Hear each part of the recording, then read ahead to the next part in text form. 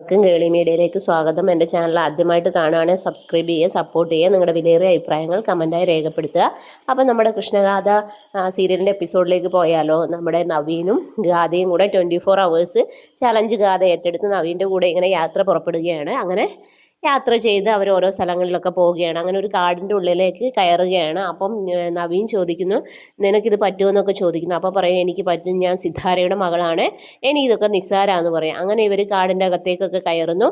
ഇതേ സമയത്താണെങ്കിൽ നമ്മുടെ കൃഷ്ണ മറ്റേ ചിട്ടി തട്ടിക്കൊണ്ടുപോയ ചേച്ചി അന്വേഷിച്ച് ഇങ്ങനെ നടക്കുകയാണ്. അപ്പോഴാണ് ഇവർക്ക് പരിചയമുള്ള ഒരാളെ കാണുന്നതും. പുള്ളിക്കാരൻ ഒരു ലോട്ടറി കച്ചവടമൊക്കെ നടത്തി ഇങ്ങനെ ജീവിക്കുകയാണ്.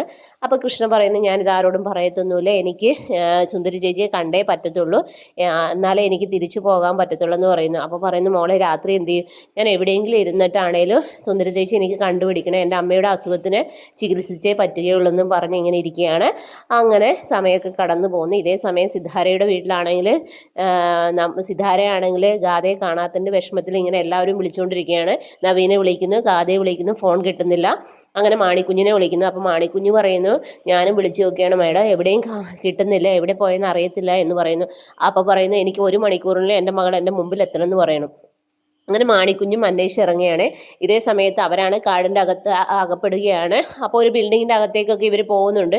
അപ്പോൾ ഈ സമയത്ത് നമ്മുടെ സിദ്ധാരയോട് കൂടെ നിൽക്കുന്ന അസിസ്റ്റൻ്റായ പെൺകുട്ടി പറയുകയാണ്, അന്ന് കല്യാണ നിശ്ചയത്തിൻ്റെ അന്ന് ഞാനിങ്ങനെ കേട്ടതാണ് മേഡം, ആ തറവാട്ടിൽ ഇങ്ങനെ കല്യാണം കഴിച്ചുകൊണ്ടിരുന്ന ആദ്യത്തെ പെൺകുട്ടിക്ക് സർപ്പദർശനം ഏൽക്കുമെന്നുള്ള കാര്യമൊക്കെ കേട്ടതായി പറയുന്നു. അപ്പോൾ പെട്ടെന്ന് തന്നെ അവിടെ പെണ്ണുങ്ങൾ വാഴില്ല എന്നുള്ള കാര്യങ്ങളൊക്കെ ഇങ്ങനെ പറയുന്നത് കേട്ടു എന്ന് സിദ്ധാരയോട് പറയുന്നു.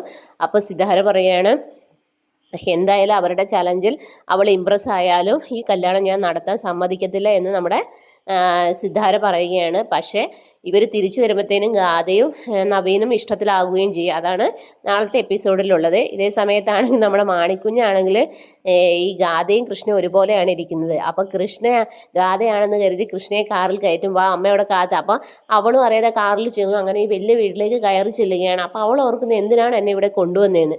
അപ്പോൾ നമ്മുടെ സിദ്ധാരയെ അവരെല്ലാവരും കൂടി ഇറങ്ങി വരുമ്പോഴത്തേനും ഇവളെ കാണുകയും ചെയ്യുന്നു. അപ്പോൾ അവരും ചിന്തിക്കുന്നത് ഒരുപോലെ ഇരിക്കുന്നു, അവർക്കും മനസ്സിലാകുന്നില്ല. അപ്പോൾ ഇവളും അത്ഭുതത്തോടെ നോക്കിയാണ്. അപ്പോൾ സിദ്ധാര വിചാരിക്കും, തൻ്റെ മകളെ ഞാനിപ്പം വിളിച്ചതേ ഉള്ളല്ലോ, അപ്പം മകളെ വിളിച്ച് ഫോണൊക്കെ കിട്ടുന്നൊക്കെയുണ്ട് പിന്നീട്, അപ്പോൾ എത്തുകയാണെന്നൊക്കെ അറിയിക്കുന്നുമുണ്ട്. അങ്ങനെ അവർ സന്തോഷത്തോടു കൂടി തിരിച്ചു വരും. അപ്പോഴാണ് ഈ കൃഷ്ണയും കയറി വരുന്നത്. അങ്ങനെ ഇവർക്ക് തമ്മിൽ മാറിപ്പോകുന്നൊരു ഭയങ്കരമായ ഒരു മുഹൂർത്തത്തിലാണ് എപ്പിസോഡ് കടന്നു പോകുന്നത്.